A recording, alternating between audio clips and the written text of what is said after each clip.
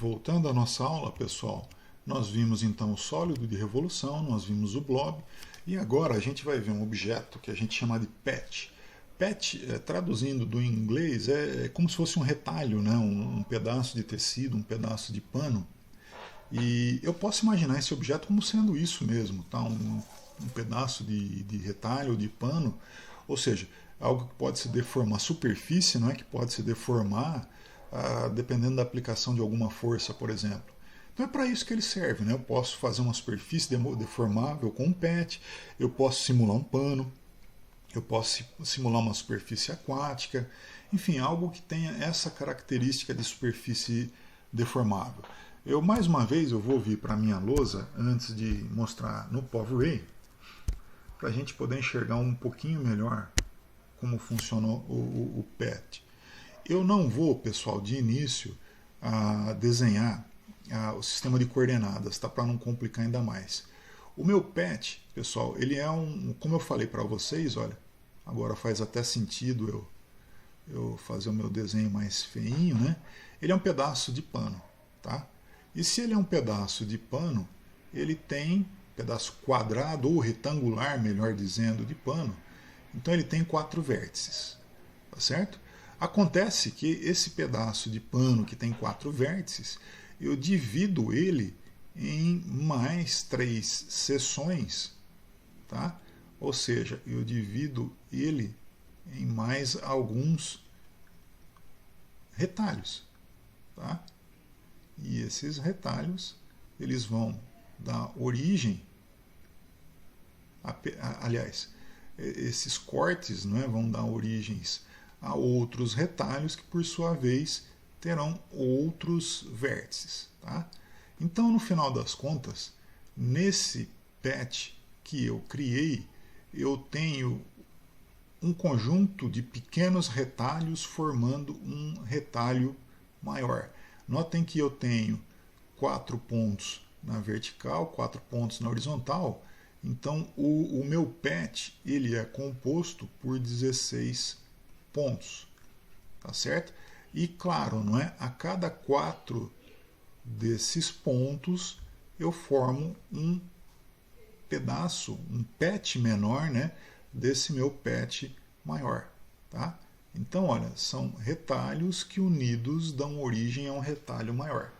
E é justamente controlando as forças que são aplicadas a esses pontos, tá, que eu digo para onde esse meu PET vai, para onde ele se move, né, como ele se move, tá, ok? Então, olha, eu posso imaginar que a cada um desses pontos eu aplico determinadas forças e essas forças mostram para a gente a deformação do PET. Pessoal, para a gente ter uma ideia bem clara, imagina uma bandeira, não é, balançando ao vento. É esse mais ou menos efeito que eu consigo criar quando eu uso um PET. Tá? E como que é isso no PowerRay? Vamos ver, gente. Aqui a gente já tem um exemplo um pouquinho mais sofisticado. Tá? E eu tenho aqui os meus includes. Tá? Essa localização dos pontos que eu falei para vocês, aliás, que eu estou mostrando para vocês agora, tem a ver com isso daqui que eu acabei de desenhar. Tá? Então, olha, se vocês contarem aqui, eu tenho 4, 8, 12, 16 pontos, olha, e foi isso que eu quis representar aqui no meu PowerRay. Tá certo? Nesses declares aqui de baixo, eu estou indicando só a coordenada y de cada um desses pontos, porque eu vou usar justamente a coordenada y desses pontos para fazer o meu PET balançar como se fosse um cobertor. Ok? Então, olha, isso daqui, olha, são variáveis que eu criei simplesmente para indicar a coordenada y de cada um desses pontos aqui do meu PET. Tá? Vamos dar uma olhadinha nele. Olha, eu tenho um background no meu PowerRay, eu tenho um plano, tenho uma câmera, tá? Normal, como a gente já viu, algumas fontes de luz, e o meu PET, ele, nesse exemplo, ele é do tipo bicubic, ok? Normalmente, o único PET que faz sentido é o bicubic, senão ele não vai se parecer com um PET, ele vai se parecer mais com um plano rígido, tá? Então usem o Bicubic PET para desenvolver o seu PET, o seu pano. Esse type, pessoal, é um parâmetro já defasado que a gente nem usa ele mais de forma, vamos dizer assim, indistinta, de forma importante, tá? Antigamente, quando a gente tinha máquinas que não eram tão poderosas em termos de processamento, eu poderia escolher se esse processamento deveria ser feito na memória ou no HD. Tá? Se eu faço o processamento do PET na memória, eu vou gastar mais memória da minha máquina, mas em compensação, esse cálculo do PET vai ser feito mais rapidamente. Ao contrário, se eu fizer esse cálculo mais no HD do que na memória, eu vou, claro, né, ocupar menos memória e mais HD. Tá, ok? E isso tem a ver, isso vai causar um impacto no tempo de processamento. Né? Quando eu defino 1 no type, eu estou querendo dizer que o meu cálculo desse PET vai ser feito na memória. Se no lugar do 1 eu colocasse 0, esse cálculo do PET seria feito mais no HD do que na memória. Hoje, como as máquinas são naturalmente poderosas, então eu não preciso me preocupar com isso. Vejam que não vai mudar nada se eu mandar o cálculo ser feito no HD, como está aqui. Olha quanto tempo vai demorar para esse cálculo ser feito. Olha aqui embaixo. Ó. Demorou 1 segundo, quase isso, talvez um pouquinho mais. Tá? Se eu mudar para a memória, ou seja, se eu colocar type 1, olha o que acontece. Foi feito em menos de 1 segundo, mas a diferença é insignificante. Não é? Eu praticamente não vejo nenhuma.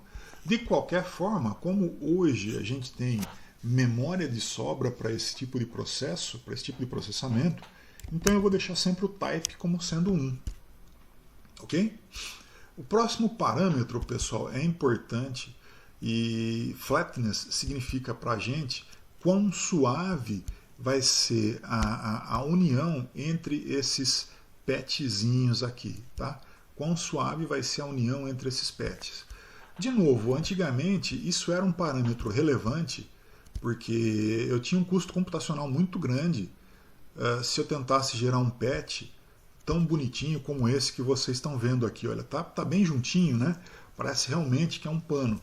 E se eu aumento esse flatness, eu diminuo a qualidade da minha síntese, né? Porém essa síntese fica mais rápido. Mas olha o que acontece com o PET. Tá vendo aqui? Ó? Olha como a união entre esses PETs ficou ruim. Se eu colocar, por exemplo, 0,2 agora, vai piorar ainda mais. Olha. Tá? Ou vamos colocar um valor bem mais alto. Vamos colocar 0,7. Tá vendo? Ficou uma tábua, né? Ficou um negócio liso praticamente. Daqui para cá é tudo liso. Aqui você tem uma reta só, aqui você quebrou, ficou um negócio muito esquisito, né? Parece um pano engessado, um pano duro. Então eu coloco o valor mais baixo possível, né? 0,01 é suficiente para eu realmente ter o contorno de um PET. Tá? Esse U-steps e V-steps a gente não vai usar, porque são parâmetros que indicam como o cálculo é feito dentro do POV-way. Tá certo? O que é importante para a gente, pessoal, são esses pontos aqui, que é onde eu defino a superfície do meu PET. Ok? Notem que aquelas variáveis que eu criei aqui para cima, olha, y2, 3 até o y15, eu estou usando aqui na definição do meu PET. Mas, Tarcísio, eu precisaria usar essas variáveis aqui? Não, gente, você pode colocar o número que você quiser aqui. Só toma cuidado para o seu PET não ficar muito esquisito dependendo dos valores que você coloca. Ok? No exemplo que eu vou mostrar para vocês, depois vai ficar claro, acredito, por que eu usei variáveis, tá? E não números especificamente. Um detalhe importante, se eu criar um PET muito grande, ele vai tender a ficar meio esquisito, meio quebrado. Então eu prefiro fazer um PET relativamente pequeno e aí usar o scale para aumentar ele de tamanho, ok?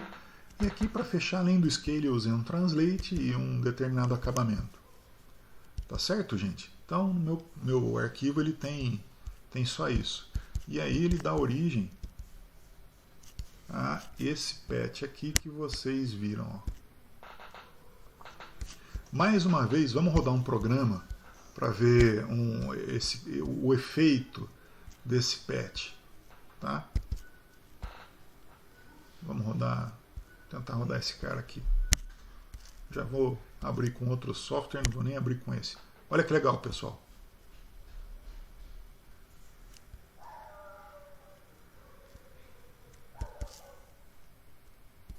Vamos rodar mais uma vez.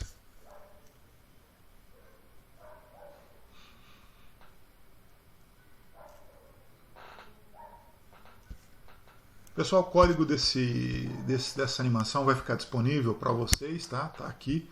E aí vocês vão poder brincar com gosto para tentar gerar mais coisas a partir disso daí, ok?